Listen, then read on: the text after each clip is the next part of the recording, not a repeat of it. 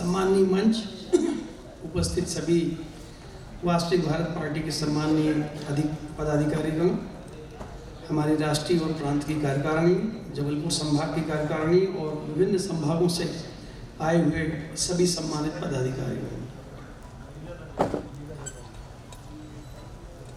मैं एक गंभीर विषय लेकर आपके बीच हूँ और मैं बहुत ज़्यादा वक्त आपका नहीं लूँगा और सारगर्भित बात करूँगा। तो थोड़ा सा मेरा निवेदन केवल ये है कि जो बात मैं आपसे निवेदन कर रहा हूँ उसको थोड़ा ध्यान से सुनिएगा, क्योंकि बहुत सारी चीज़ें ऐसी हैं जो लोगों को पता नहीं है। और चूँकि मैं उस तंत्र से पहले से जुड़ा रहा हूँ, उस तंत्र में मैंने काम किया है, तो इसलिए जो है शायद छोटी मोटी जानकारी आपसे मुझे शायद कुछ ज़्यादा हो, तो वो मैं आपको शेयर कर रहा हूँ। सबसे बड़ी बात यह है कि मध्य प्रदेश या देश की जो वर्तमान स्थिति है, इस स्थिति का जो सबसे बड़ा जो एक कारण है, वो कारण जो है गवर्नेंस का फेलियर है। शासन प्रशासन जिस तंत्र से चलता है और जिस भावना से उसको चलना चाहिए, उसका पूरी तरह उसकी असफलता है, उसका पूरा फेलियर है।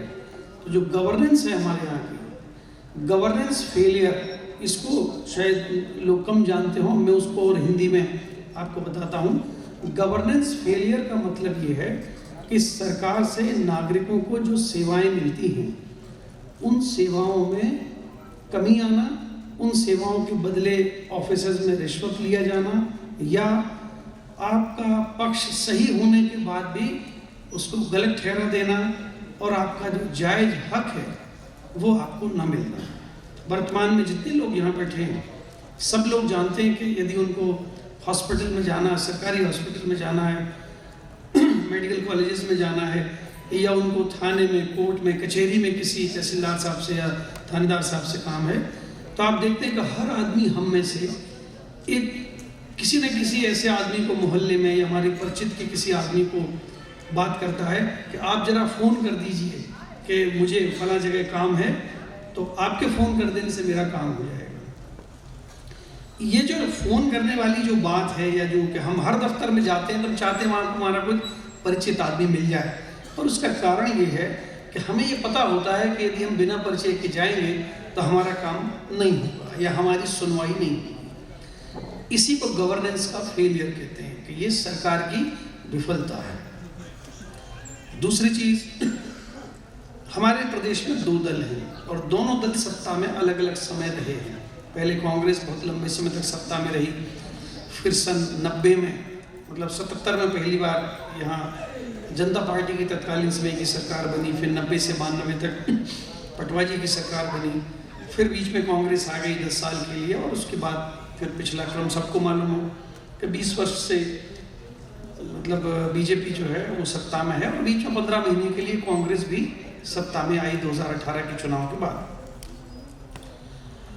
इन दोनों दलों ने, अगर आप इनका 30-40 साल का पूरा इतिहास उठा के देखें, इनके पास ऐसा कोई प्लान नहीं है, ऐसा कोई रोडमैप नहीं है, ऐसा कोई इनके पास तरीका नहीं है, ऐसी कोई तकनीकी विशेषज्ञता इन सरकारों के पास नहीं है कि जिससे आम जनता ये मान सके कि भाई अब हमने एक सरकार चुन दी है और ये सरकार जो है जनता की देखभाल करेगी। ऐसा कोई इनके पास सिस्टम, कोई तंत्र, कोई सोच, कोई समझ नहीं है। कांग्रेस की सरकार में मैं मतलब चूँकि पिछले साल ही मैंने नौकरी छोड़ी है अपनी, तो कांग्रेस की सरकार में भी मैं एक मतलब मुख्यमंत्री जी के हिसाब था, मतलब काफ़ी उस बड़े दफ्तर में मैंने काम किया, और मैंने ये पाया कि उनके पास भी कोई ऐसा, हमें लगा कि बीजेपी के बाद जब 2018 में कांग्रेस की सरकार आई तो ऐसा लगा कि शायद कुछ चीज़ बदलेगी। लेकिन मैं आपको दावे से कह सकता हूँ, क्योंकि मैंने जब सेवा में आया था तो वो 96 का ईयर था, 1996 का, तो 7-8 साल मैंने उस समय की जो कांग्रेस रेजिम थी वो भी देखी, फिर बीजेपी का समय भी देखा, और उसके बाद ये कांग्रेस का जो 15 महीने का समय था वो भी देखा। जो मैंने पाया कि बड़े स्तर पर बैठे लोगों को, आम लोगों के प्रति, आम जनता के प्रति वहाँ कोई चर्चा होती ही नहीं है इस चीज़ की। वहाँ चर्चा होती है ठेकेदारों की, वो दारू का ठेकेदार है, रेत का ठेकेदार है, उसकी चर्चा होती है। वहाँ पर चर्चा होती है बड़े लोगों की, इसको ज़मीन देना है, इसको पीथमपुर में इंडस्ट्रियल एरिया में 500 एकड़ ज़मीन देना है, इसको नर्मदा जी के किनारे की जो सरकारी ज़मीन है, बहुत मौके की ज़मीन है, वो उस आदमी को देनी है। और मुंबई से, दिल्ली से, कलकत्ते से, जगह जगह से जो बड़े बड़े लोग हैं, जो इन नेताओं के संपर्क में पहले से रहते हैं, तो वो आते हैं। एक बहुत बड़ी औद्योगिक समिट ऑर्गेनाइज होती है, आयोजित होती है। उस औद्योगिक समिट में करोड़ों रुपए खर्च किए जाते हैं। पूरे इंदौर के होटल बुक रहते हैं, जितने 5 स्टार, 3 स्टार, 4 स्टार होटल्स हैं वो सब बुक रहते हैं, और उसका करोड़ों का खर्च होता है। 3 दिन एक बहुत तमाशे जैसा एक आयोजन होता है, और उसके बाद में वो बड़े लोग आकर प्रदेश का जो संसाधन है, जो खदानें हैं, जो मौके की ज़मीनें हैं, या जो इंडस्ट्रियल एरिया में ज़मीनें हैं, उन ज़मीनों पर, और वो ज़मीन ऐसी नहीं मिलती जैसे अभी आप में से कुछ लोगों को अगर अनुभव हो कि आप अगर जबलपुर के औद्योगिक क्षेत्र में आप 30 बाई 30 का एक प्लाट मांगे, या यहाँ ग्वालियर से भी लोग बैठे हुए हैं, वो सोचे कि मालनपुर में उनको कोई ज़मीन मिल जाए, तो ये दिन में सपने जैसे देखना है। और मैं आपको बता रहा हूँ कि कई बड़े लोग ऐसे हैं जिनको 24 घंटे के अंदर 500 एकड़ जमीन सरकार ने अलॉट कर दी। 500 एकड़ की जमीन जो है उसका व्यापार मूल्य, बाजार मूल्य जितना होता है, मान लीजिए 5 करोड़ रुपए की वो जमीन है 1 एकड़, तो 2,500 करोड़ रुपए अगर उसकी कुल कीमत हुई, तो उसका एक कुछ परसेंटेज जो है वो पार्टी के फंड में वो चंदा दे देता है। और जो कार्रवाई हमारे आपके जैसे छोटे लोगों के लिए, कभी तो तुम्हारा विज्ञापन निकलेगा, फिर तुमसे ये कागज लेंगे, फिर वो कागज लेंगे, बड़े बड़े लोगों को ये ज़मीनें अलॉट जो होती हैं ये कुछ घंटों में अलॉट हो जाती है। ये तंत्र इस ढंग से काम कर रहा है। पूरी व्यवस्था जो है वो मजबूत लोगों के पक्ष में खड़ी हुई है। आप अगर अपने आसपास के एमएलए को देखें, वो एमएलए दुबला पतला सा एक मरियल सा आदमी जो है पार्टी का टिकट पाता है, वो एमएलए बनता है, और 6 महीने बाद आप उसको देखो कि वो 35-40 लाख रुपए की गाड़ी में घूमने लगता है, और उसके बाद उसकी ज़िंदगी में सब कुछ बदल जाता है। लेकिन नुकसान ये है कि जनता जहाँ की तहाँ रह जाती है, जनता को कुछ हासिल नहीं होता है। हमारे आपके जो जैसे जो मेहनतकश लोग हैं, किसान लोग हैं, जो मजदूर लोग हैं, या जो आम मध्यम वर्गीय और निम्न मध्यम वर्गीय लोग हैं, इनके हाथ में कुछ नहीं आता। हमारे हाथ में केवल ये है कि हम किसी भी एक भैया जी को पकड़ लें, अपने इलाके के किसी हुक्म को पकड़ लें, किसी पंडित जी को पकड़ लें, और उनकी जय जयकार हम पूरे समय करते रहें। 5 साल आता है, आपने वो मंजर नहीं देखा।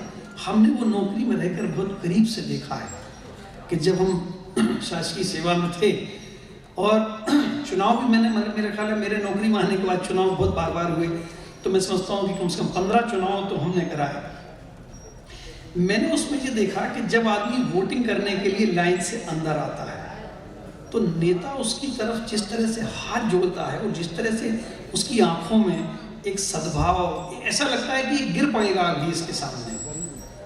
लेकिन वही आदमी 5 मिनट बाद जब वोट डालने के बाद जब दूसरी तरफ जाता है, तो नेता एकदम से उसकी तरफ से निगाह फेर लेता है, क्योंकि उसको मालूम हो जाता है कि यदि इसने मुझे वोट दे दिया तो अब ये गया काम से, और अगर इसने मुझे नहीं दिया तो मुझे इसकी शक्ल दोबारा देखने की जरूरत ही नहीं।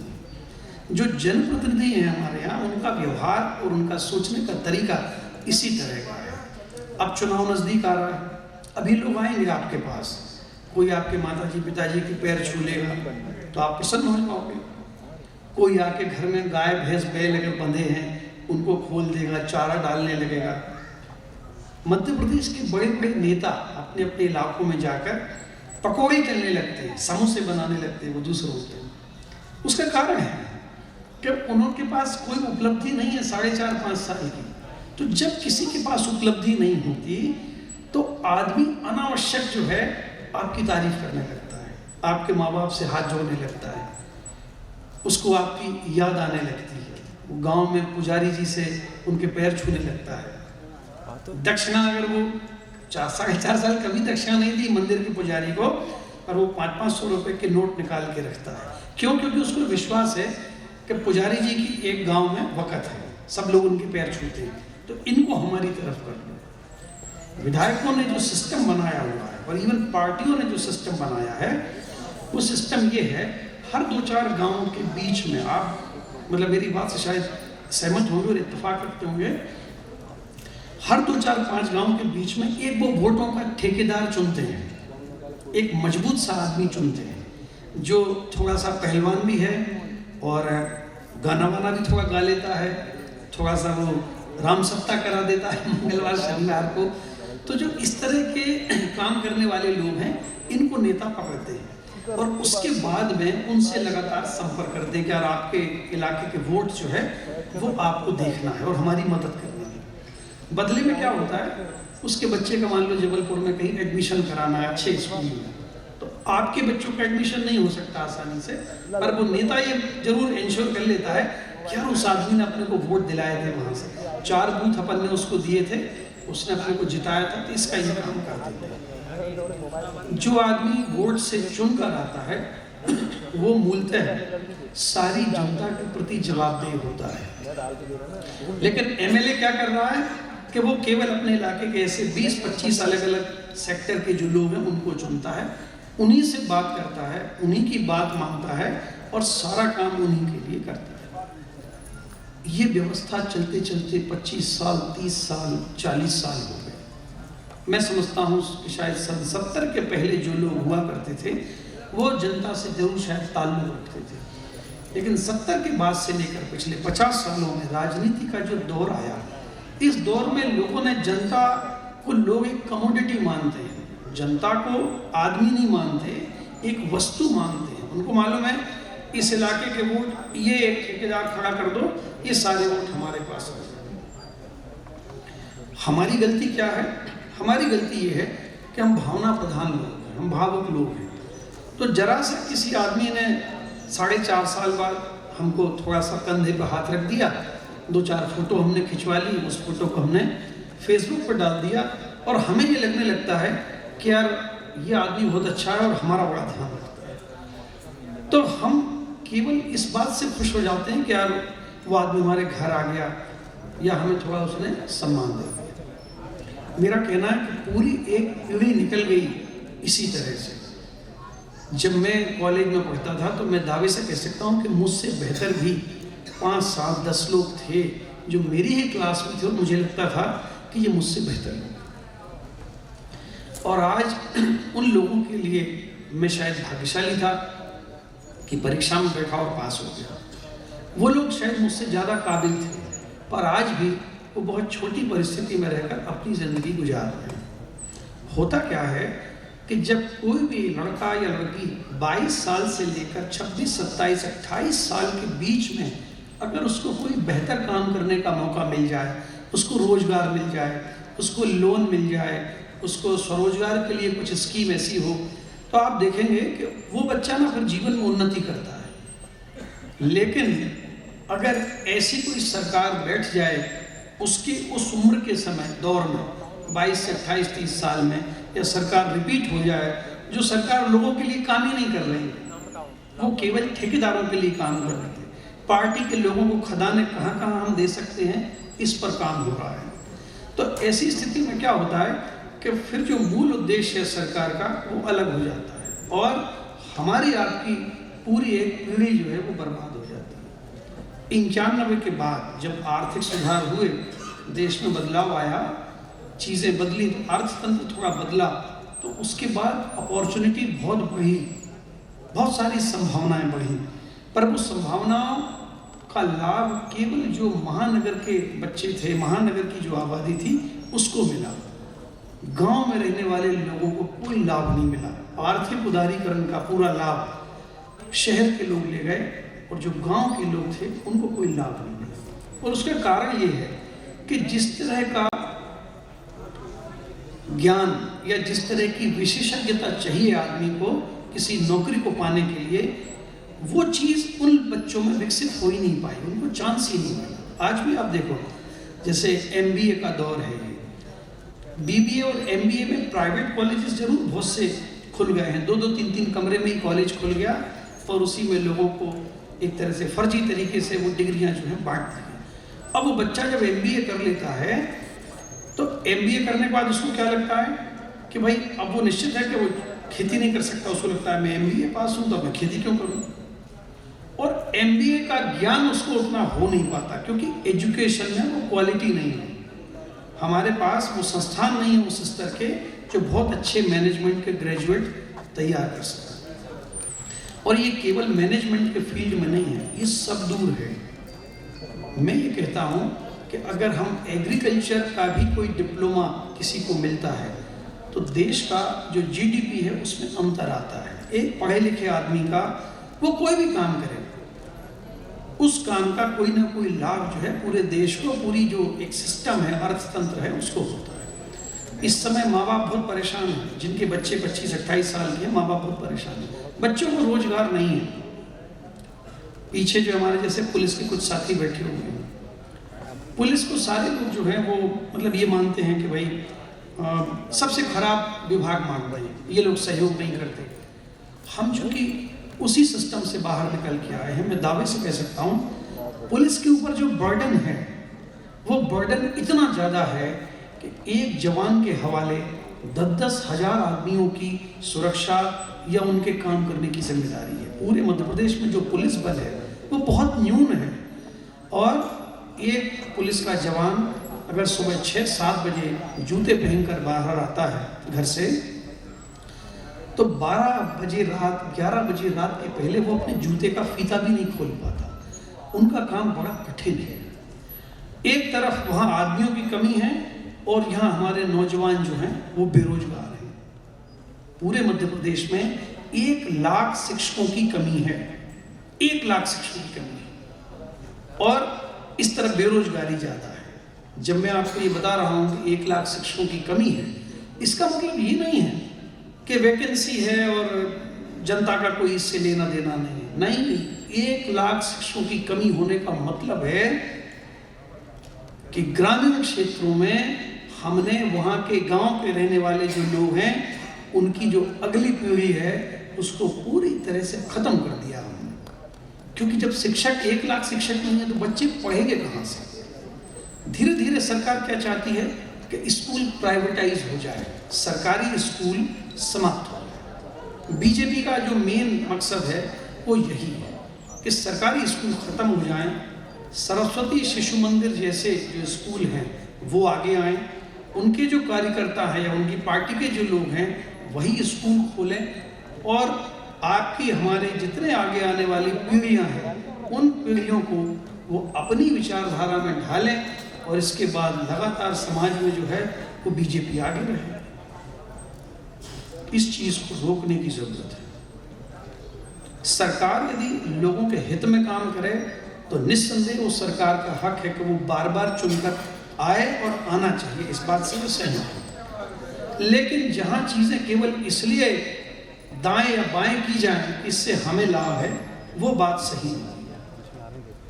72% डॉक्टरों के पद खाली है, आबादी लगातार बढ़ रही है लेकिन डॉक्टरों की संख्या नहीं बढ़ रही है। आप सोचो, जो लोग यहाँ समर्थ बैठे हैं वो तो मौका आने पर किसी प्राइवेट अस्पताल में इलाज करा सकते हैं, लेकिन जो लोग पूरी तरह से सरकारी सेवाओं पर निर्भर हैं, आप सोचो एक आदमी जिसकी मासिक आमदनी 1000-1500-2000 रुपये हो और अगर उसके पिता बीमार हो, उनको कैंसर जैसी बीमारी है तो वो इलाज नहीं करा सकता। बहुत सारे लोग ऐसे हैं कि जिनकी आंखों में बार बार आंसू आते हैं कि साहब पिताजी बीमार हैं लेकिन साहब मेरे पास पैसे नहीं हैं कि मैं कैसे उनका इलाज करूं। पूरी दुनिया में जो सरकार का कंसेप्ट है वो कंसेप्ट ये है कि सरकार जो है एक तरह की गार्जियन है। जो नागरिक हैं उस देश के या उस समाज के जो नागरिक हैं उनकी गार्जियन है सरकार। उसके सुख में न सही पर उसके दुख में हर समय उस सरकार को सचेत रहना चाहिए और सरकार को उन लोगों के जो तकलीफ़ें हैं उनकी तकलीफ़ों में लगातार उनकी मदद करनी चाहिए। हमारे यहाँ इस तरह का कोई कंसेप्ट ही नहीं है, कोई सोचने वाले ही नहीं है। और जो हमारे नेता लोग हैं, चाहे वो मंत्री हों, चाहे MLAs हों या इवन मुख्यमंत्रियों के बयान आप देखें ध्यान से तो आपको लगेगा कि एक मुख्यमंत्री कह रहा है कि लाड़ी बहना को हमने 1000 रुपये दे दिए, दूसरा फट से 3 दिन बाद मैदान में आ गया हम 1500 रुपये देंगे, और साथ साथ बोले हम 1100 का सिलेंडर 500 रुपये में दे देंगे। ये लोग क्यों कहते हैं ऐसा?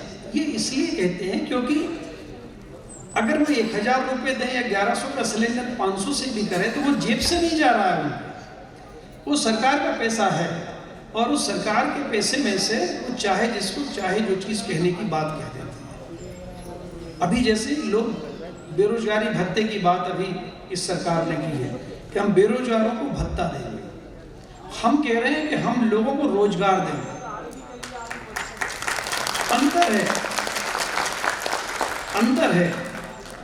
वो कह रहे हैं कि हम बेरोजगारी भत्ता देंगे, पर धीरे से उसमें एक लाइन जोड़ दी जब वो प्रचार प्रसार हो गया पूरा कि भाई सरकार भत्ता दे रही है। जब ये प्रचार हो गया तो 10 दिन बाद धीरे से एक लाइन कही गई, जो लोग हमारे स्किल डेवलपमेंट सेंटर में आएंगे उनको देंगे। मतलब ये कि जो स्टाइपेंड है वो भत्ता नहीं है, वो स्टाइपेंड है। और वो इस बात के लिए है कि अगर आप 2 महीने हमारे यहाँ कोई काम सीखने आते हैं तो 2 महीने आपको वहाँ रहने के लिए कुछ खर्चा लगेगा। वो बेरोजगारी भत्ता नहीं है, वो स्टाइपेंड है। तो धीरे से पहले वो बात फैला दी, फिर धीरे से एक लाइन जोड़ दी कि नहीं ये ऐसा नहीं, इतने लोगों को मिलेगा। अब स्किल डेवलपमेंट सेंटर है ही नहीं। जबलपुर में भले ही एक आध कोई स्किल डेवलपमेंट सेंटर हो, लेकिन यहाँ नरसिंहपुर जिले के लोग बैठे हैं, यहाँ रीवा जिले के लोग बैठे हैं, आसपास के सागर जिले से लोग बैठे हैं, यहाँ पर दमोह से भी लोग आए हुए हैं। इन जिलों में स्किल डेवलपमेंट का कोई सेंटर नहीं है। इसका मतलब कि उन जिलों के जो बेरोजगार हैं उनको कोई पैसा नहीं मिलेगा। ये जो शगुफे हैं, ये जो झूठ है, ये झूठ फैला फैला के बार बार लोगों को उसका वोट लेना।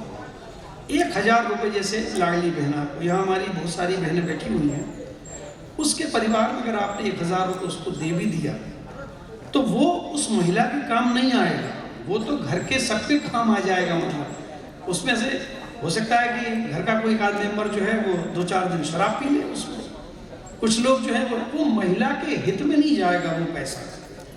मैं इस बात से सहमत हूँ कि अगर वो केवल महिला के हित में जाए पैसा तो भले ही वो जाए, लेकिन वो महिला के हित में भी नहीं जाएगा। वो घर के जो दैनंदिन खर्चे हैं उसमें खर्च हो जाएगा, वो महिला जहाँ की तहाँ रहेगी, उसको कोई लाभ नहीं। हम दूसरी बात कह रहे हैं, हम कह रहे हैं हम हर ज़रूरतमंद परिवार से एक महिला को रोजगार दें। रोजगार का मतलब है कम से कम 5000 रुपये। गांव देहात का भी जो रोजगार हम कह रहे हैं उसका मतलब है कम से कम 5000 रुपये।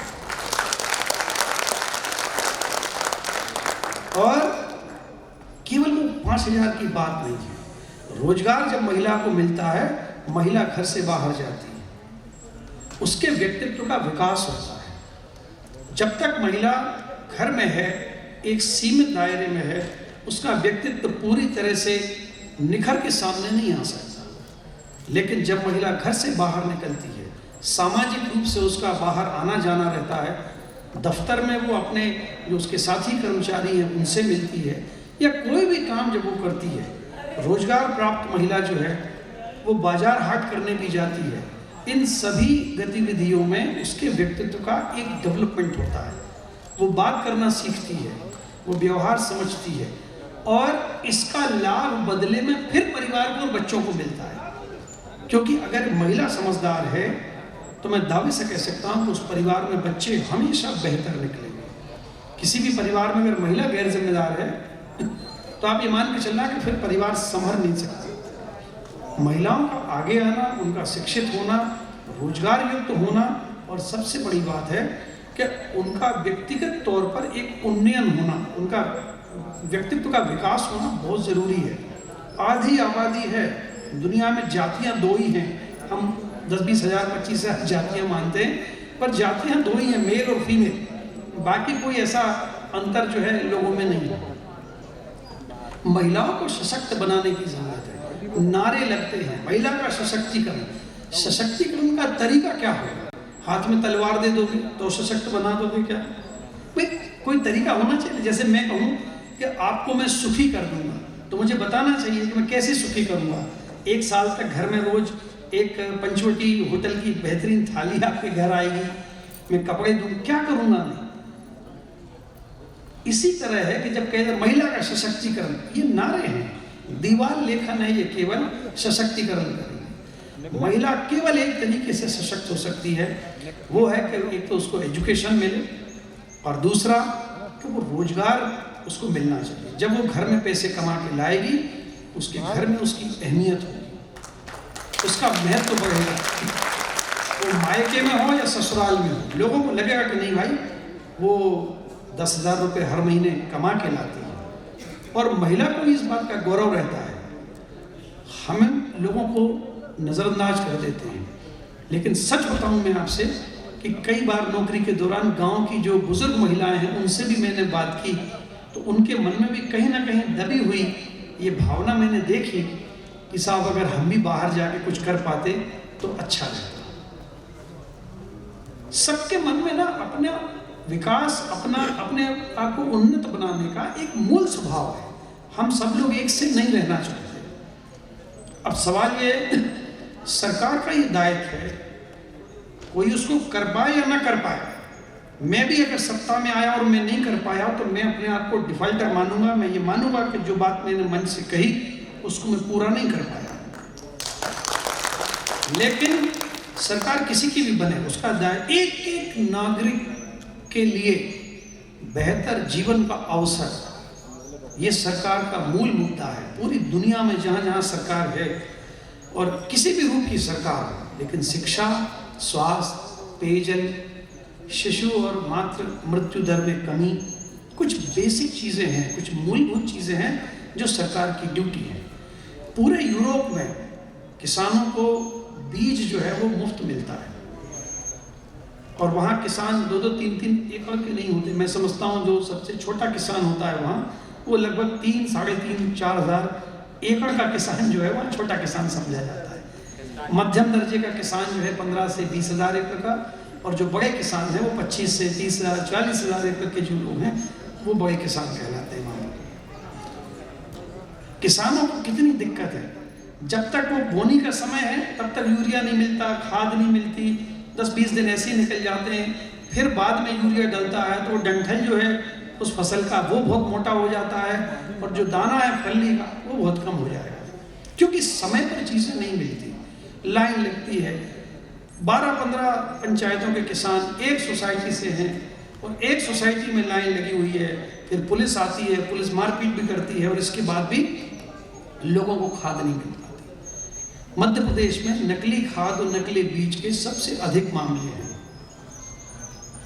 मध्य प्रदेश में अस्पतालों में, जैसा मैंने बताया, 72% डॉक्टर नहीं हैं, और 47% नर्स या वार्ड बॉय के पद खाली हैं।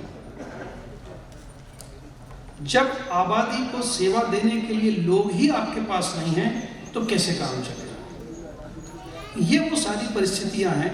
पेपर में कभी नहीं छपता इस बारे में।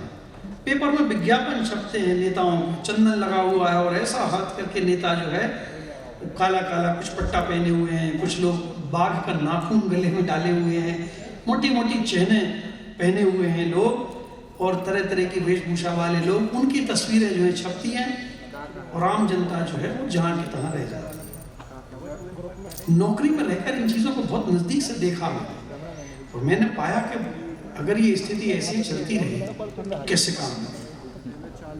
पदों की वैकेंसी जो है वो क्यों है? सन 92 में जब पटवा जी की सरकार गिरी बाबरी मस्जिद की घटना के कारण, तो उस समय मध्य प्रदेश पर 4,500 करोड़ का कर्जा था। फिर उसके बाद जब 2003 आया, मतलब जब कांग्रेस की सरकार 10 साल के बाद गई, तो उस समय मध्य प्रदेश पे कर्जा हो गया था 23-24 हज़ार करोड़। मतलब उस समय की जो कांग्रेस की सरकार थी उसने 10 साल में 19,000 करोड़ का कर्जा लिया था। मैं मध्य प्रदेश पर जो कर्जा है उस 3.25 लाख करोड़ का कर्जा है।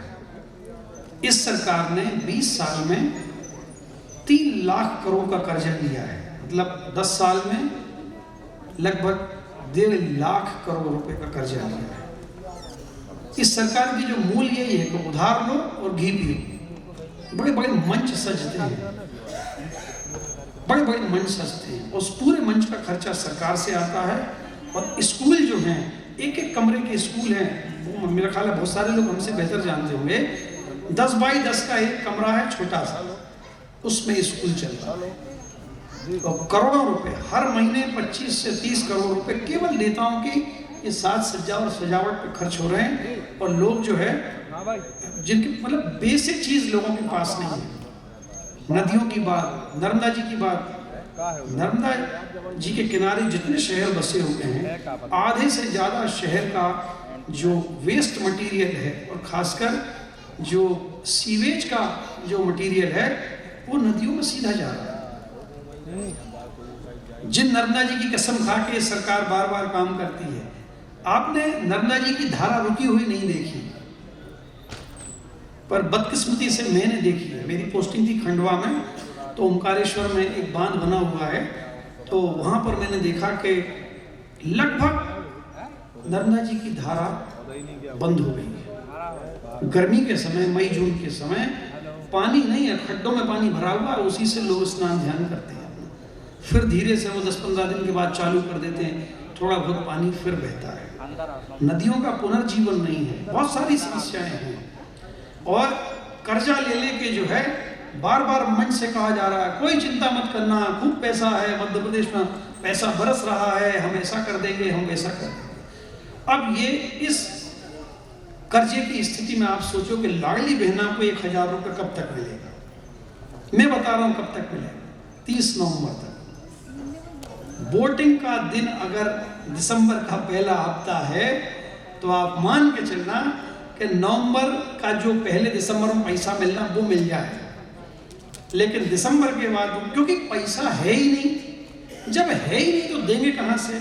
ना भत्ता मिलना है, ना पैसा मिलना है, ना लाडली देना, ना वो सिलेंडर दे पाएंगे 500 रुपये, ये कुछ नहीं होना है। ये केवल उनका एक तरह का हास परिहास है।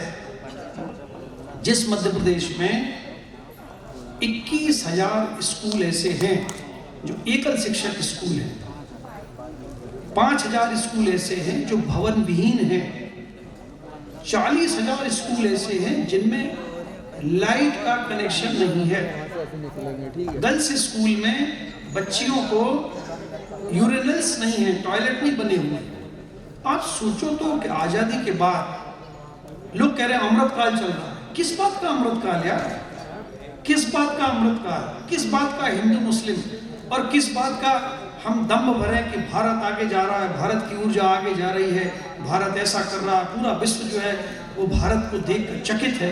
किस बात के लिए चकित है भाई? और हम दूसरे की बात क्यों माने? अगर ये भारत के लोग हैं तो हम इनसे पूछे ना कि भाई आपको यहाँ पर क्या लगता है, किस बात का अमृतकाल और कहाँ जाएगा आगे चल के? मैं बड़े लोगों की बात नहीं करता, लेकिन जो मध्यम वर्गीय लोग हैं और निम्न मध्यम वर्गीय लोग हैं, फिर उसके नीचे रहने वाले लोग हैं, ये आबादी 80% है प्रदेश में। और ये 80% लोग जो हैं जिनको सेवाओं की और मदद की जरूरत है, वो कहाँ जाएंगे?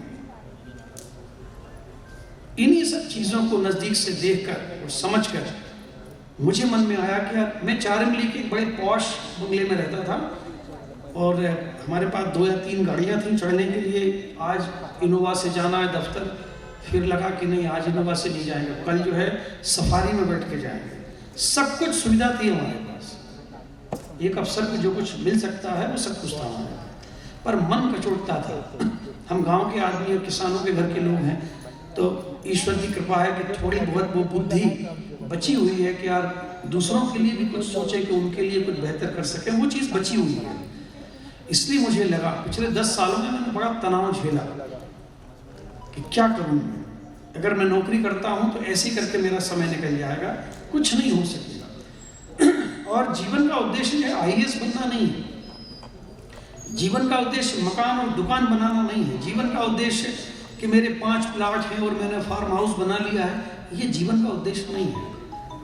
अकबर जब जिंदा था तो पूरे भारत में ये बात लोग सोचते थे कि सब मर जाएंगे, अकबर जिंदा रहेगा। हम लोग मजबूत लोगों को इसी तरह से जानते हैं, अरे उनका कुछ नहीं हो सकता।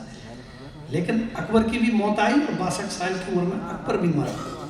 और आज अकबर का कहीं दिखता है आपको कि अकबर की तलवार हो, भाला हो, कपड़े हो, सोने चांदी, कुछ नहीं बचता, कुछ नहीं बचता। लेकिन 1000 साल बाद भी, भले हम और आप न रहेंगे उस समय, लेकिन 1000 साल बाद भी गांधी जिंदा रहेंगे, गौतम बुद्ध जिंदा रहेंगे, कबीर जिंदा रहेंगे, भगत सिंह जिंदा रहेंगे, अंबेडकर जिंदा रहेंगे। और उसका कारण है इन लोगों ने अपने व्यक्तिगत जीवन को परे रखकर, अपनी चीजों को परे हटकर खुद के लिए सोचना बहुत आसान काम है। इससे आसान कुछ है ही नहीं। मेरी पत्नी, मेरे बच्चे, मेरा कैरियर, मेरी पोस्टिंग, मेरा फलाना, मेरा, ये बहुत आसान काम है। जानवर भी जो है वो भी अपने बारे में सोच लेता है, साहब मुझे भूख लग रही, मतलब मुझे शिकार करना, खाने चाहिए, तो वो बाहर निकलता है, शिकार करता है, खा जाता है, फिर आ जाता है। तो ये जो लोगों के, कभी कभी लोग हमको भी मतलब एडवाइस देते हैं कि आप यार पागल आदमी हो। मैंने कहा क्यों? बोले यार इतना अच्छा कैरियर था, सब कुछ था आपके पास, और आप कहाँ छोड़ के ये दर दर भटकने का काम आपने ले लिया। ये करना भी था तो पहले 60 साल के हो जाते आप, और उसके बाद आप करते, रिटायरमेंट की बात कर देते। तो मैंने कहा कि नहीं, 50 साल के बाद और 60 साल के बीच में इंसान में एक बड़ा तेजी से परिवर्तन आता है, और धीरे धीरे वो ढलान आती है कि आदमी ना चीज़ों से परे होने लगता है। भैया अब अपना हो गया यार, अब तो बच्चे करेंगे यार जो करेंगे, अब अपना यार पारी हो गई अपनी, अब यार आराम से। और जब हम ऐसा सोच लेते हैं तो हम खुद का नुकसान सबसे ज़्यादा करते हैं। इंसान का जो दिल दिमाग है, जो शरीर है, जो उसकी सोचने की क्षमता और ताकत है, वो केवल बेहतर काम करने के लिए है। आप अपने आसपास देख लेना, रिश्तेदारों में, नातेदारों में, जो जितना दुष्ट है वो उतना ही अस्वस्थ भी है। उसको बीपी है, उसको शुगर है, उसको किडनी की प्रॉब्लम है, कुछ ना कुछ उसको चलता रहेगा। और जो अंदर से भले हैं, जो अच्छे लोग हैं, जो थोड़ा सा दूसरों के लिए सोचते हैं, तो आप देखेंगे कि वो बेहतर लोग होते हैं। उनको दवा नहीं खाना पड़ती, उनके चेहरे पे हमेशा एक आभा, एक चमक वो हमेशा रहती है। और वो जहां भी जाते हैं अपरिचित लोग भी उनका सम्मान करने लगते हैं, क्योंकि उसके अंदर की जो ऊर्जा है वो ऊर्जा जग चुकी है। अधिकांश लोग समाज में ऐसे को अंदर की ऊर्जा नहीं जगा पाते। और क्यों नहीं जगा पाते? क्योंकि वो स्वार्थी होकर सोचते हैं, यार मैं इनके साथ जाऊंगा तो मुझे क्या मिलेगा, अब ये तो खुद वही भटक रहे हैं। तो जब हम ऐसा सोच रखते हैं तो हम कमजोर होते हैं। मजबूत सोच होना चाहिए इंसान का कि नहीं, अगर परमात्मा ने हमें जीवन दिया, ठीक है, 25 से 50 साल के बीच में अपने पत्नी बच्चों को खाना, खुराक, कपड़े लत्ते, ये व्यवस्था हमने कर दी, और जब लगा कि हाँ अब ये अपना काम खुद कर सकते हैं और इन्हें हमारी ज़रूरत नहीं है, हर व्यक्ति को, वो छोटा हो या बड़ा हो, वो प्यून हो या IAS ऑफिसर हो, उसको बाहर निकल कर आकर उन लोगों के लिए काम करना चाहिए जो ज़रूरतमंद लोग हैं। जब तक आप ऐसा नहीं करते तो आप अपनी लाइफ को क्वालिफाई नहीं करते, मतलब आप अपनी ज़िंदगी की परीक्षा में पास नहीं होते। ये बात और है कि जब हम जिंदगी में फेल होते हैं तो कोई घंटी बजाकर उसका प्रचार प्रसार या उसका कोई रिजल्ट खुलने के 30 अप्रैल आ गया, रिजल्ट खुलना है, ऐसा कुछ नहीं होता। धीरे धीरे धीरे लेकिन अंदर का बैठा इंसान हमें खुद इस बात का एहसास कराने लगता है कि यार हम सही जीवन नहीं जी पा रहे। जब मैंने नौकरी छोड़ी तो मेरे बहुत सारे जो पुराने अफसर थे जो रिटायर हो गए थे या जो रिटायर हुए अभी रिसेंट में, उन सब ने कहा कि यार हमें अब तुमसे ईर्ष्या होने लगी। तो मैंने कहा सर क्यों? बोले इसलिए कि कुछ भी हो यार, तुम एक मीनिंगफुल, एक अर्थपूर्ण जीवन जी रहे, और हम जो है 60 साल तक नौकरी में रहे, और आज हम पीछे पलट के जब देखते हैं तो हमें लगता है हमने कुछ भी नहीं किया, समाज से हमने केवल लिया है, हमने दिया कुछ नहीं। इस पर सोचने की जरूरत है, समझने की जरूरत है। और ये जो छुटभैये जैसे जो नेता हैं समाज में, ये जो गंदे लोग हैं, ये जो मैनिपुलेटर्स हैं, मतलब किसी भी हुक बाई क्रुक, किसी भी साम दाम दंड भेद अपना काम करने और कराने वाले जो लोग हैं, इनको महत्ता मत दीजिए। आप यदि दुर्योधन के पक्ष में खड़े हैं तो पक्का मानना कि आप गलत आदमी के साथ हैं और आप गलत चीज का साथ दे रहे हैं। आप युद्ध से दूर रहना चाहते हैं, इसको भी मैं बेहतर मानता हूँ कि चलिए ठीक है, वो आपकी मर्जी। लेकिन कभी भी अगर युद्ध करना पड़ जाए, लड़ना पड़ जाए, तो हमेशा पांडवों के पक्ष में खड़े होइए, दुर्योधन के पक्ष में।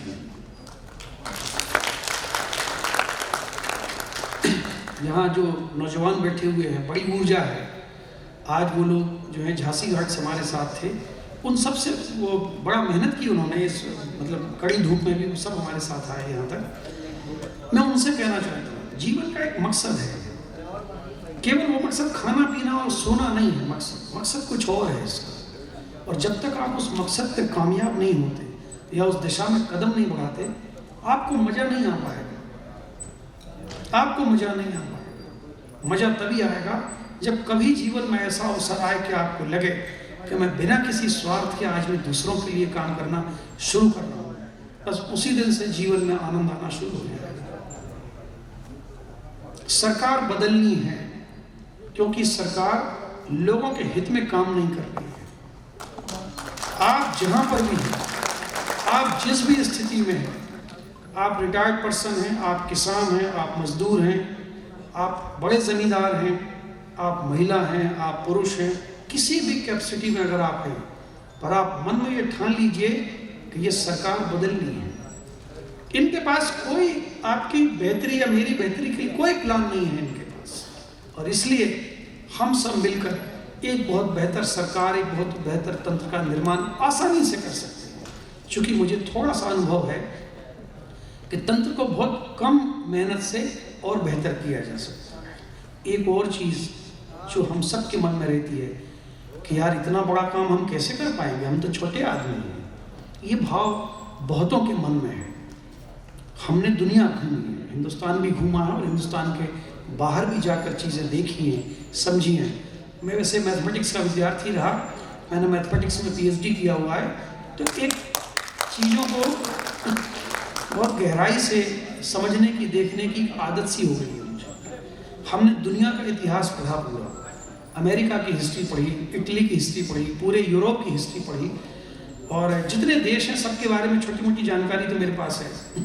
मैं दावे से कह सकता हूँ कि पूरी दुनिया में जब भी परिवर्तन आया है, वो परिवर्तन मशीनों का हो, वो परिवर्तन विचार का हो, वो परिवर्तन दर्शन का हो, वो परिवर्तन तंत्र को बेहतर करने का हो, वो खेती का परिवर्तन हो, वो उद्योग धंधे का परिवर्तन हो, ये परिवर्तन कोई बड़ा आदमी नहीं ला सका।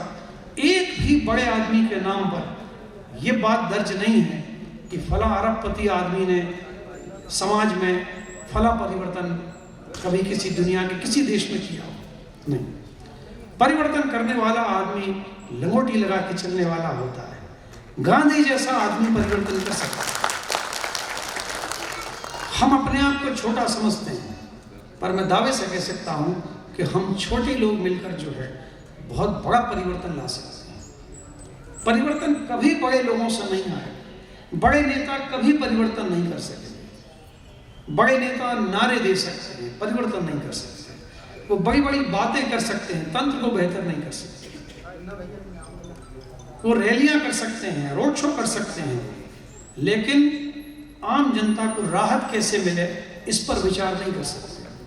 इसलिए अब समय आ गया। हमने एक पीढ़ी अपनी पूरी बर्बाद कर दी, जो शायद मेरी पीढ़ी थी। हमारे जैसे कुछ लोगों को चांस मिल गया, कुछ मेहनत कहें, माता पिता का आशीर्वाद, ईश्वर की कृपा कहें कि कुछ मिल गया। लेकिन उस पीढ़ी के लोग भी बहुत सारे लोग हैं जो छोटा मोटा काम कर रहे हैं। अब एक नई पीढ़ी फिर सामने है, और अगर सही सरकार हमने नहीं चुनी और सही चीज़ों को हमने आगे नहीं किया, तो आप मान के चलना कि चीज़ें बहुत खराब होने वाली हैं। आज जिस तरह के अपराध हो रहे हैं, उसको यहाँ से कहना भी मुझे संकोच होता है कि शायद मुझे नहीं कहना चाहिए। जिस तरह के वो अपराध क्यों हो रहे हैं? क्योंकि समाज में अवसाद बहुत अधिक है। आर्थिक रूप से परेशान व्यक्ति लगातार तनाव में रहता है, और अगर उसकी पढ़ाई लिखाई का स्तर कम है तो वो कोई अपराध जो बहुत ही गंदे किस्म का अपराध होता है, वो अपराध वो कर बैठता है। पहले ये बात नहीं होती थी। जो पुराने लोग यहाँ बैठे हैं मंच पर या नीचे, उनको मालूम है कि अपराधों का वो पहले जो है लड़ाई झगड़े फौजदारी होती थी, मर्डर भी कभी कभार हो जाता था, लेकिन जो हीनियस किस्म के अपराध है, घृणास्पद जो अपराध है, वो अपराध पहले नहीं होते थे पर अब होते हैं। समाज तनाव में है और इसलिए हमें बेहतर गवर्नेंस की ज़रूरत है, एक बेटर गवर्नेंस की ज़रूरत है, अच्छे तंत्र की ज़रूरत है। और जब हम अच्छे तंत्र की बात करते हैं तो फिर हम नेताओं की तरफ देखने लगते हैं कि शायद ये करेंगे, ये नहीं कर सकते। और इसलिए मेरे जैसा कोई छोटा आदमी या आपके बीच में से निकला हुआ कोई छोटे घर का नौजवान जो है, वही इस बात को ठीक कर सकता है। इसलिए मेरा आपसे कहना है, ये शुरुआत छोटी है, लोग हमको भी बहुत हतोत्साहित करते हैं। हर दिन 2-4 लोग फ़ोन करके कहते हैं यार तुमने बड़ा झंझट मोल ले लिया है, बड़ा पागलपन का काम है, लोग सुनेंगे नहीं, लोग साथ नहीं देंगे, लोग झूठे हैं, लोग पीछे हट जाते हैं। और विश्वास मानो कि जितनी बार लोग ये कहते हैं उतनी बार अंदर से और ज़्यादा ऊर्जा जो है वो मेरे अंदर पनपती है और मुझे इस बात के लिए कहती है कि तुम घबराना नहीं, एक दिन पूरी कायनात तुम्हारे साथ है। और मुझे अंदर से विश्वास है इस बात का। 4 अगस्त जो है, 4 अगस्त को मेरा बर्थडे भी है, मतलब मेरा जन्मदिन है। 4 अगस्त 2022 को हमने ये पहली प्रेस कॉन्फ्रेंस जो है 4 अगस्त 2022 को की थी। और आप विश्वास मानिए कि जब टेबल के इस तरफ जब मैं बैठा था तो मैं अकेला आदमी था, मेरे साथ एक भी व्यक्ति नहीं था, एक आदमी भी मेरे साथ नहीं था। सारे लोग टेबल के उस तरफ थे, पत्रकार थे, कुछ साथी जो घूम रहे थे, वो भी शायद एक छोटा सा उनके मन में उत्सुकता थी कि देखो क्या होता है, लेकिन वो साथ में नहीं थे मेरे। लेकिन हमारे समाज में एक चीज़ बहुत अच्छी है कि मैं अकेला ही चला था जानबे मंजिल मगर, लोग आते गए और कारवां बनता गया। हजारों लोगों का साथ है आज हमारे लिए और लगभग मैं समझता हूँ 30-32 जिले ऐसे हैं जहाँ हमारा संगठन भी बहुत अच्छा काम कर रहा है। 5-6 महीने में किसी भी राजनीतिक दल का इतिहास आप उठा के देखें, इतनी बेहतर तरीके से कोई आगे नहीं आया। दलों को बहुत दिक्कत हुई आगे आने में और सालों साल काम करने के बाद, 10-10, 15-15 साल काम करने के बाद लोग 50 लोगों को इकट्ठा कर पाए। मैं खुशकिस्मत मानता हूँ कि आज 30-32 जिले, 35 जिलों में हम लोग बहुत अच्छा काम करते हैं। बहुत सारे लोग कहते हैं कि साहब अभी विस्तार नहीं है, कहीं दिख नहीं रही पार्टी आपकी।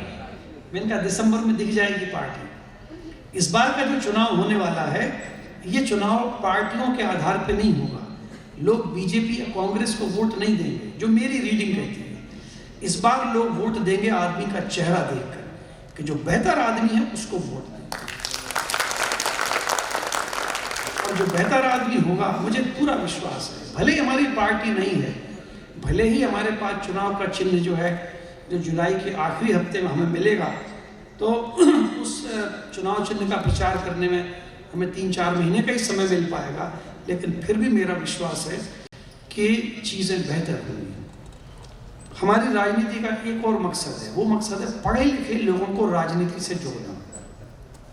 हम बिल्कुल सफल ना हो, हमें इसकी चिंता परवाह नहीं है, पर अगर मध्य प्रदेश में हम 5-7-10 लाख पढ़े लिखे लोगों को, 8 करोड़ 55 लाख की आबादी है मध्य प्रदेश की, और अगर इसमें से 5 लाख को भी, 5 लाख पढ़े लिखे अच्छे लोगों को, भले लोगों को, सज्जन, विनम्र और शालीन लोगों को अगर हम अपने आप से जोड़ पाते हैं, तो मैं समझता हूँ कि किसी भी सरकार को बनाने से भी शायद ज़्यादा बेहतर काम होगा।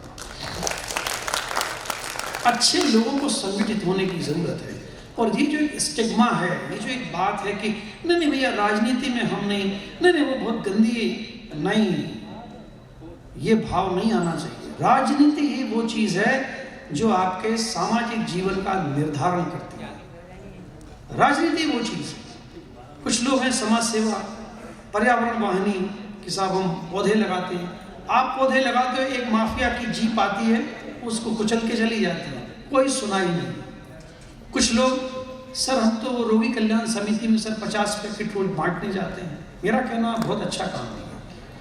कुछ लोग कहते हैं सर हम तो ज़रूरतमंदों की फीस भर देते हैं, हम साहब कंबल बांट देते हैं, हम साहब निर्धन बच्चियों को जो है साल भर उनकी मदद करते हैं, बहुत अच्छा काम है। पर क्या इससे तंत्र बेहतर हो सकता है? नहीं हो सकता। आप जीवन भर प्रतिदिन सत्यनारायण की कथा घर में करते रहिए, आप सोचो कि आपका मोहल्ला धार्मिक हो जाएगा, ये असंभव बात है। वो धार्मिक कब होंगे लोग? जब आप उनको इकट्ठा करेंगे, समझाएंगे, बताएंगे, उनसे बात करेंगे, तभी लोग आपके विचार से सहमत होंगे। हर युग की एक आत्मा होती है, जैसे हर शरीर में एक आत्मा है, ऐसी हर युग की एक आत्मा है। इस युग की आत्मा राजनीति है। जो कुछ लोगों को मिलेगा, जो कुछ भी भौतिक या सामाजिक उपलब्धि लोगों को मिलेगी, केवल और केवल राजनीति से मिल सकती है, बाकी और कोई तरीका नहीं। और ऐसे राजनीतिक युग में हम हों, हम पढ़े लिखे हों, हम ग्रेजुएट्स हैं, हम इंजीनियर्स हैं, हम डॉक्टर्स हैं, हम एडवोकेट्स हैं, हम चार्टर्ड अकाउंटेंट्स हैं, और हम कहें कि नहीं साहब हम तो दूर रहेंगे साहब इससे, वो बहुत गंदी जगह है। ऐसा नहीं होना चाहिए, क्योंकि ऐसा होने का मतलब है, मैं क्षमा चाहूँगा, ऐसा होने का मतलब है कि हम स्वार्थी हैं। ऐसा होने का मतलब है हम कायर हैं, हम बुज़दिल हैं, हमारे अंदर साहस नहीं। जो साहसी होता है वो हर परिस्थिति में दूसरों के लिए खड़ा होता है। बंकिम चंद्र को शायद कुछ लोग जानते होंगे, बड़े अच्छे उपन्यासकार हुए जिन्होंने वंदे मातरम लिखा है। तो एक उन्होंने किताब लिखी है आनंद मठ, और आनंद मठ में एक आख्यान आया है कि एक जहाज जो है वो कलकत्ता से रंगून जा रहा है, और उसमें जहाज में बहुत सारे लोग थे, छोटे बच्चे थे, महिलाएं थीं, एक मिला जुला जैसा होता है यात्रा में, वैसे लोग थे। अचानक तूफान आ गया। तूफान आ गया तो जो जहाज का कप्तान था उसने लंगर डाल दिया चारों तरफ से, जहाज स्थिर हो गया। लेकिन 2-3 दिन जब तूफान ठीक नहीं हुआ तो जो सामग्री थी खाने पीने की, वो सामग्री समाप्त हो गई। और जब सामग्री समाप्त हो गई तो कप्तान ने कहा कि भाई अब हमारे पास किसी को खाने पिलाने के लिए कुछ भी नहीं। छोटे छोटे बच्चे, महिलाएं, हर आदमी एक दूसरे की तरफ देखने लगा कि भाई आप कुछ करिए, आपने कहा आप कुछ करिए, जैसा होता है। इस बीच में एक 22-23 साल का नौजवान जो है, उसने कहा कि तुम रुको, हम कुछ करते हैं। और वो उस उफनते समुद्र में कूद गया। वो आदमी कूद कर वो 2.5-3 किलोमीटर दूर एक निर्जन स्थान में, जहां रोशनी कुछ दिख रही थी, वो वहां चला गया। उसको लगा शायद हो सकता है कुछ खाने पीने का इंतजाम हो जाए, तो वो निर्जन द्वीप में चला गया। वो पहुंच गया तैर के वहां पर। इस बीच में तूफान ठीक हो गया। बहुत ध्यान से सुनिए इस बात, इस बीच में तूफान ठीक हो गया और जहाज के लोगों ने अपना जो लंगर था उसको उठाया, और बिना इस बात की परवाह किए कि वो नौजवान कौन था, कहाँ चला गया, वो लोग रंगून के लिए रवाना हो गए। ये कहानी का क्लाइमेक्स नहीं है, क्लाइमेक्स अब आने वाला है। लेखक उसमें लिखता है कि विपरीत परिस्थिति में अपने जान की बाजी लगाकर दूसरों के बच्चों के लिए, दूसरे घरों की सम्मानीय महिलाओं के लिए भोजन या दूध का प्रबंध करना जिस व्यक्ति का स्वभाव है, ऐसे व्यक्ति को वो कृतज्ञ लोग 1000 बार भी छोड़ दें, पर जब भी उसके जीवन में वो मौका आएगा, वो समुद्र में छलांग लगाने से नहीं चूकेगा। साहित्य केवल पढ़ने के लिए नहीं होता कि मनोरंजन की चीज है कि उलट पलट के पढ़ लिया, देख लिया, यार ये कहानी बड़ी अच्छी है। नहीं, साहित्य जो है उसका मतलब है उससे कुछ सीखने की बात है, उससे कुछ समझने की बात है। छोटा छोटा सोच रखकर जिंदगी जी लेना शायद आसान है, लेकिन बड़ा सोच रखकर अपने आप को एक महामानव के रूप में विकसित करना जो है, ये बहुत बड़ी बात है, और यही जीवन की वास्तविक उपलब्धि है। मैं आप सबके माध्यम से उस उपलब्धि को हासिल करना चाहता हूँ। राजनीति अकेले नहीं हो सकती। राजनीति में जन समर्थन चाहिए, राजनीति में जन समर्थन चाहिए, जन भावना के अनुकूल होनी चाहिए। और इसलिए मैं निवेदन लेकर मध्य प्रदेश के कोने कोने में, गांव-गांव में, कस्बों में, शहरों में, छोटे शहरों में, बड़े शहरों में, जिला मुख्यालयों पर और इंटीरियर देहातों में भी रात में जा कर भी 10-10, 11-11 बजे रात को भी मैं लोगों से मिलता हूँ, उनको अपनी बात कहता हूँ, अपनी कहानी सुनाता हूँ और फिर उनसे अनुरोध करता हूँ कि आपकी विधानसभा से भी हम एक बहुत बेहतर प्रत्याशी उतारने के पक्ष में हैं और आप हमारी मदद करें। मैं स्वभाव से विनम्र आदमी हूँ और 22 साल के बच्चे से भी, मेरे बेटे की उम्र भी 22 साल है, तो मतलब 22 साल के बच्चे से भी मुझे हाथ जोड़कर ये कहने में कोई संकोच नहीं होता कि मुझे आपकी मदद की आवश्यकता है। आपके बिना मैं पूरा नहीं हो सकता। यदि आप मेरी मदद करेंगे तो हम सब मिलकर एक बेहतर तंत्र, एक बेहतर वातावरण विकसित करेंगे।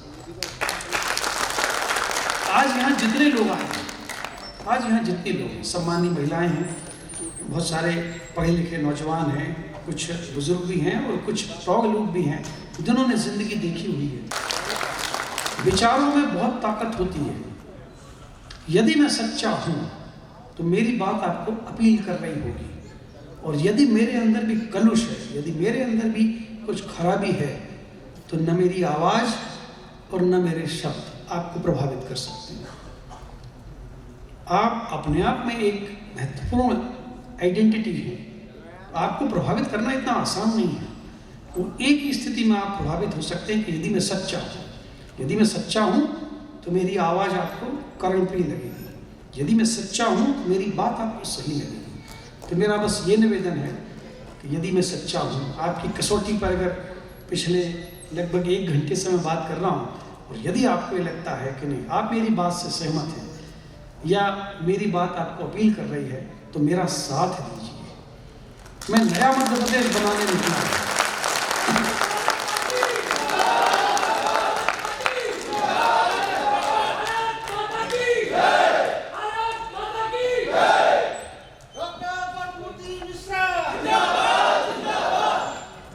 मैं एक नया प्रदेश बनाने निकला हूँ। इस प्रदेश को बदलना है। इस प्रदेश में असीम संभावनाएं हैं और इसीलिए हम लोग ये कह पा रहे हैं कि हम 42 महीने के अंदर 25 लाख लोगों को रोजगार देंगे। मतलब मोटे तौर पर हर जिले से 50,000 लोगों को रोजगार देंगे।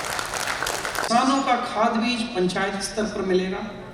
किसानों को बीज मुफ्त, किसी भी फसल का, वो ज्वार हो, बाजरा हो, कोदो हो, कुटकी हो, सरसों हो, राहर हो, गेहूं हो, चावल हो, दाल हो, हर चीज़ का जो बीज है वो 2 साल के अंदर हम किसानों को मुफ्त में देंगे।